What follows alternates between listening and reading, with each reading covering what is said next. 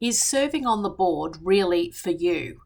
I get contacted literally by thousands upon thousands of executives who aspire to serve in boardrooms, and they contact me each and every month.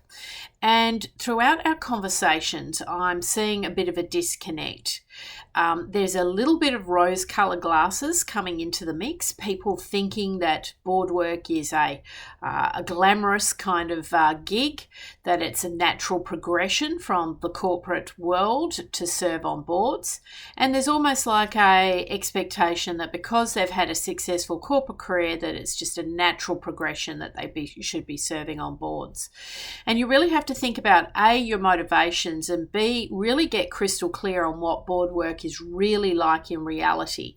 And if you're afforded the opportunity, I highly recommend that you try and shadow a board director or a board that will allow you to sit in on a couple of board meetings and see how board work really transpires in reality.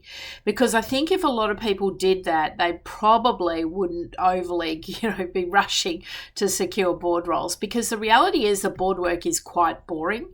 And a lot of people who come to me are really coming at it from a perspective of what they like, what they don't like, and I don't want to do this and I don't want to do that. And they're kind of missing the point. This isn't kind of a, choose your own adventure type scenario. This is really serious, quite boring, quite specific work that is required to provide the fiduciary responsibility to the company and to guide an organisation through all the risks and the business strategy and the like. And of course, with that comes a lot of stress and pressure because you cannot afford to get it wrong.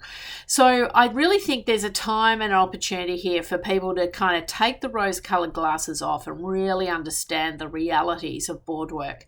For the most part, it's certainly not glamorous. For a lot of the time, it's quite hard and challenging work. There's a much bigger time commitment than what a lot of people estimate.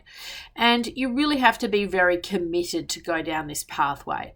Now, if you have had a really successful C-suite career and you've really enjoyed interacting with the boards and you've had some board experience, well, then you've probably got your confirmation that this is a pathway for you.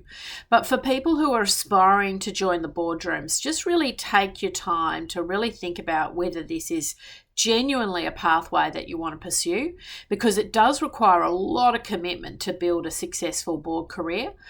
Literally years of your life will be dedicated towards business networking, developing your thought leadership, your profile, your brand in the market, plus actually doing the physical work of the board directors.